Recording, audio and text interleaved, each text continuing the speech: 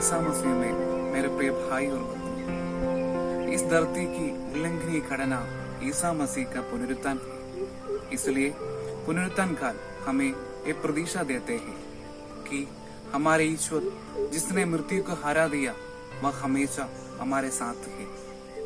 उत्तर यीशु अपने शिष्यों का एक आह्वान देते हैं कि जाकर धरती की सीमाओं तक सुसमाचार फैलाओ।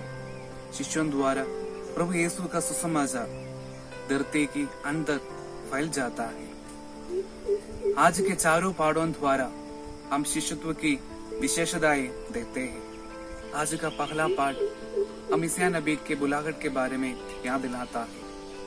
साथ ही साथ मैं प्रस्तुत हूँ, मुझको भेज बोलकर प्रभु के बुलावा को ईमानदारी से उत्तर देने वाले नबी को भी हम पैगाम दे सकते हैं। क्रिस्त शिष्यों का सबसे बड़ी विशेषता यह है कि ईश्वर की बुलाहट का उत्तर ईमानदारी से देना। आज के दूसरे पाठ में हम मत्तियास की नीति के बारे में देखते हैं। यूदस जिसने ईसा को गिरफ्तार करने वालों का अगुवा बन गया है, उसके बदल में धर्म सेवा तथा प्रेरित में भाग लेने के लिए मत्तियास को चुनता है। प्रभु यीशु अपना सुसमाचार इस धरती पर फैलाने के लिए शिष्यों का बुलाया है।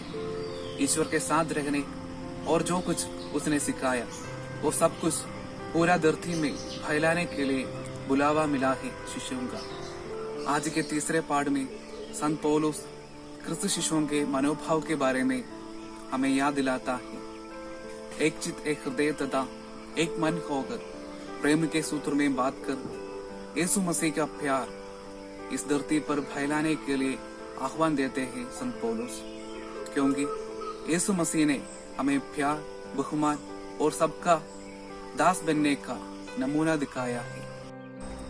अपना नेता कैसे है वैसे बन जाना, यही है हर एक शिष्य का दायित्व। अगर गुरु शक्तिशाली और साहसी है तो शिष्य को भी ऐसा होना है। लेकिन क्रिस्त शिष्यों के बारे में इतना ही होता है। वे भयभीत हो गए। मृत्यु पर विजय पाने वाले यीशु को उन्होंने देखे है, फिर भी विग्रता से भरे हुए जीवन बिताते हैं शिष्य लोग। प्रभु यीशु उनके बीच आ रहे हैं और अपना मिशन उनको सौंपता है। जाकर संसार की सीमाओं तक सुसमाचार फैलाने का आह्वान भी देते हैं। यह घटना द्वारा प्रभु यीशु मसीह हमें दो बातें सिखाते हैं।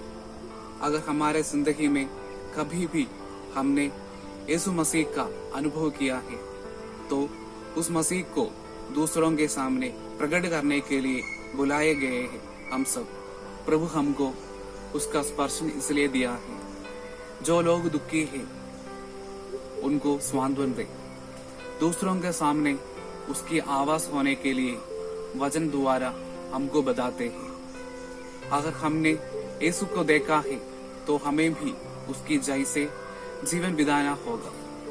हर एक क्रिस्त शिष्यों का कर्तव्य भी यही है कि हमारे जीवन के हर एक पल में ईश्वर का साक्ष्य देना, सुसमाचार की घोषणा और निस्वार्थ सेवा क्रिस्त का साक्ष्य देते हैं। जब हम माँ कलीसिया के साथ भाग होते हैं तब हम भी प्रभु यीशु को हमारे जीवन द्वारा घोषित करते हैं।